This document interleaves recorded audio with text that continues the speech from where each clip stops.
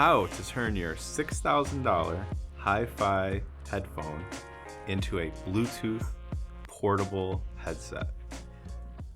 The Enleum HPA-23RMH, a battery-powered portable headphone amplifier with gobs of power for even the hardest to drive headphones. Enleum has been previously known for making high-powered headphone amplifiers, traditionally for desktops and rack setups, and they are excellent. They're known for having a low noise floor with, in general, way too much power for what they're doing that fit well into any system. And with the HPA-23RM, they entered the mobile arena with their first mobile amplifier. On paper, spec-wise, it doesn't initially seem that interesting, but when you get into the different feature sets, you find that it's actually a dual amp topology. And what I mean by that is it has two separate amplifiers inside of it, outputting to two separate headphone jacks. Normally, when you have an amplifier with two amplifiers in it, it means it's just a balanced amplifier, and they're both driving the same sound.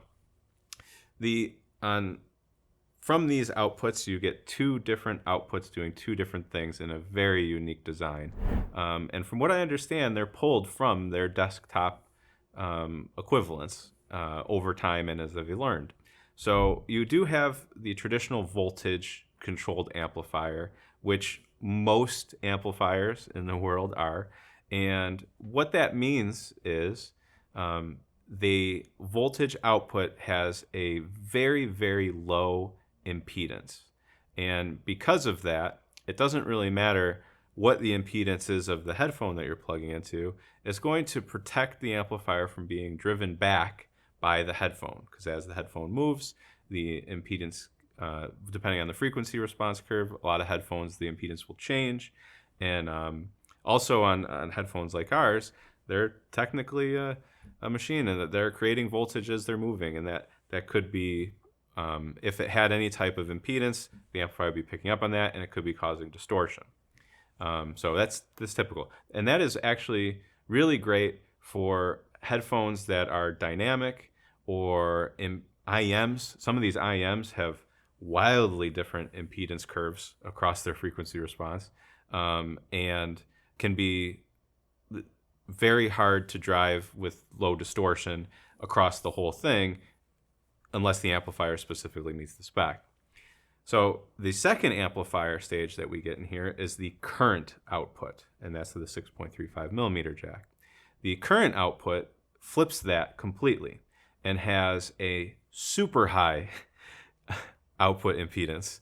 With those wild changes in impedance curves, you have the opportunity to accidentally take the amplifier out of its designed operating parameters, and what you can get is distortion. So if you've ever been using a small dongle DAC or some type of lower power, perhaps battery power device, and you plug in your headphone and you get to halfway, it's already too loud, but it's distorting like crazy, that's probably what you're experiencing. It's because technically it can do it, but because the impedance is shifting across the curve, you're actually clipping and distorting in those ranges. What that does, and has the opportunity to do, is to protect the amplifier from that distortion only if the impedance is consistent.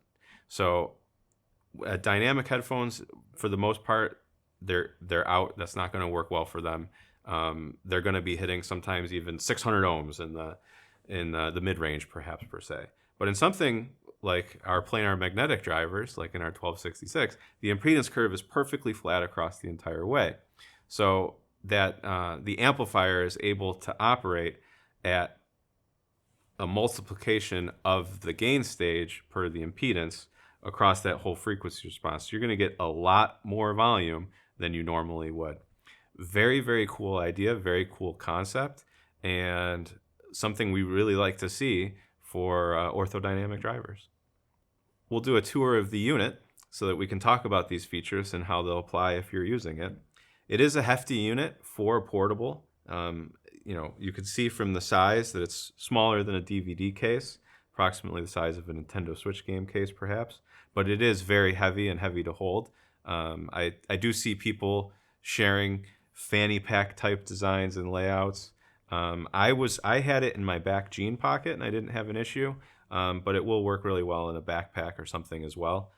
The back of the unit has two inputs. You get a 3.5 millimeter input and an RCA input.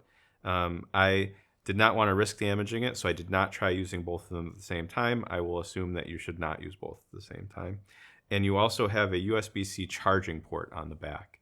That will charge the device, and it will also power the device. So if you're using it in a desktop environment, you don't have to worry about your battery dying or any type of weird loud clicking sound as it switches from battery or not.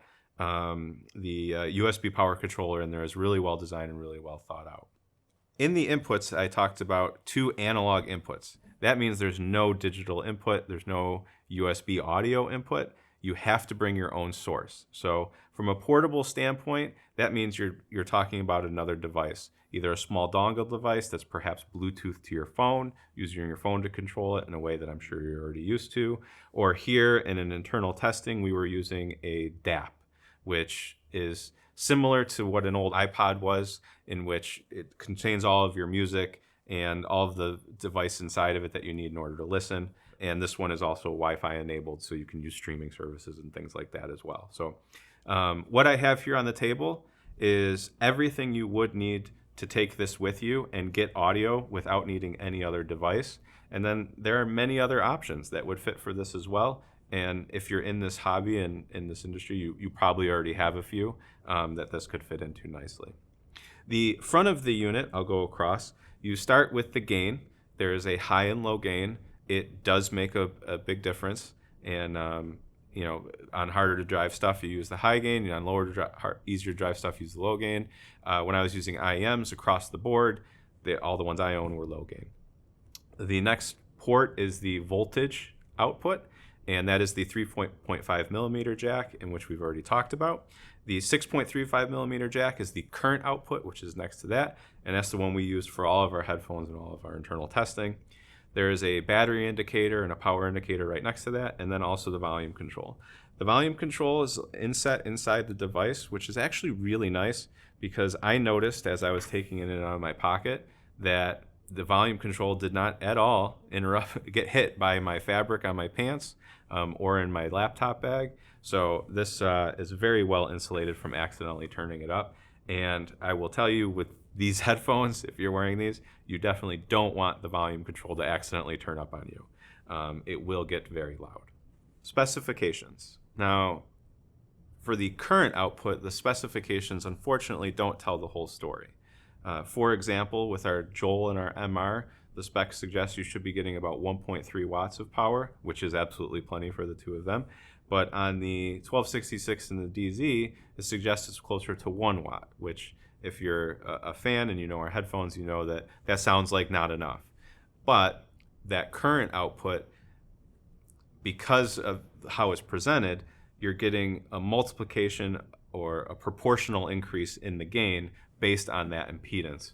And so in some ways, the harder it is to drive, the more power you're going to get out of it. And the 1266 is no exception to that. So normally we do look at specs and we do pay attention to them, and we often here won't even consider something unless the spec will at least fall in a range of what it is that we're expecting. And this was honestly one of those as well. I saw it, people were like, oh, you can run anything on it. And it wasn't until someone handed me one and let me try it with the 1266 that I finally understood that yes, and if a current-driven headphone amplifier, well, you can get a lot lower power and still run very well.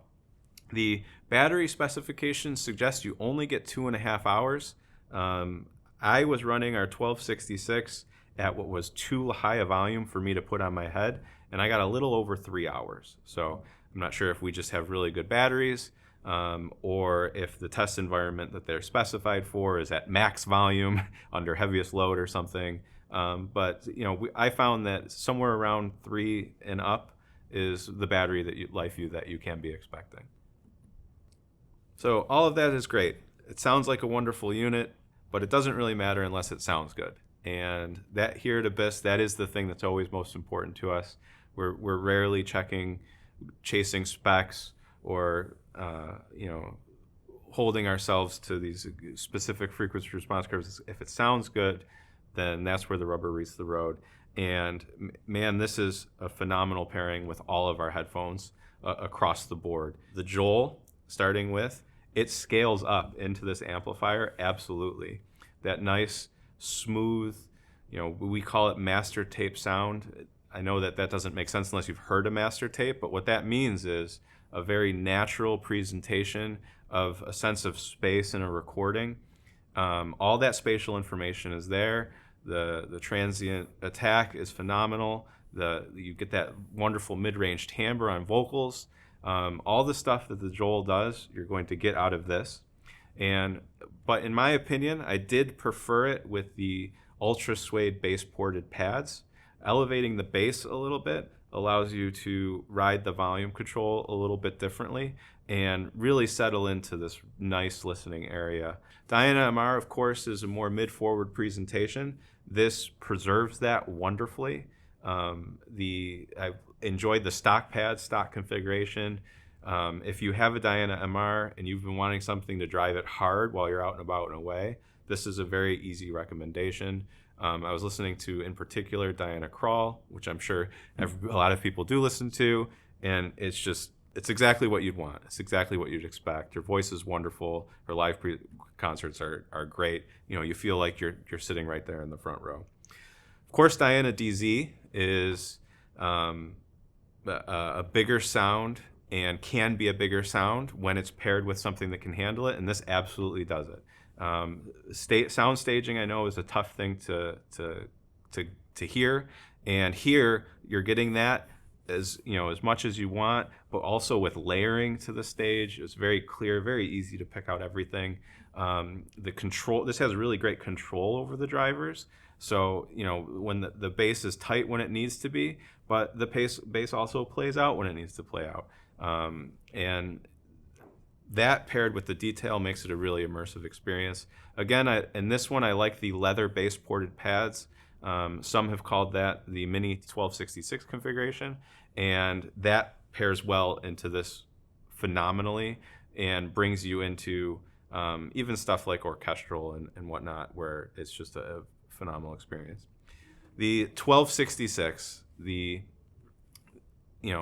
everything that makes 1266 great, that slam that you get from the bass, especially when you're porting those pads, the resolution and detail for days, it's all there. The spatial information, the cues to make it immersive, with EDM and hip hop and pop, it all is just perfect. And it also does something really nice, which I always enjoy about the 1266, is if the recording isn't that good, but you love the song, you're still going to be able to enjoy it. It's not going to shove all of that in your face. It's going to be presented in a way where what you like is what's standing out. And now, if I was going into something like classical or orchestral or maybe classic rock, most of that's great, but every once in a while, some of those recordings can have some kind of peaky treble. And these with the ultra suede pads and this, I think for general daily driving would probably be better. And especially if you're just going through a daily mix of stuff that you're not used to, it'll help kind of even it out, I think. So yeah, that's how it sounds with all of our headphones. If you have other headphones in your chain and you'd like to share what they sound, please post those in the comments, because I'm hopeful that people watch this video and it helps them regardless of the setup. In closing, is the Enleum HPA-23RMH for you? Is this something that you should buy? I think it's an obvious choice if you do travel away from your listening environment a lot, but you don't want to have a redundant amplifier just sitting at home not being used unless you happen to be there. This will fill in a desktop replacement amplifier with our headphones especially, as well as being your travel and out and about headphone amplifier. Absolutely. If you have ultra high power headphones and you already have a decently high powered DAP maybe, but it just can't run your 1266 or anything like this, this will fill into your mobile chain as well. So is it for you? Do you need portable power? If the answer is yes, then this is probably something to consider. We're going to link to the product description on their website. Should give you some extra details. And we do have the high-powered version, which they do still sell. Enleum, thank you so much for sending this out to us. We really enjoyed getting to know this unit. Shame on me for being dismissive of a mobile product for so long. Very happy that you've done this and that you are out there and engaged with the community of manufacturers, because it does make our whole industry better. Thank you everyone for watching, and take care.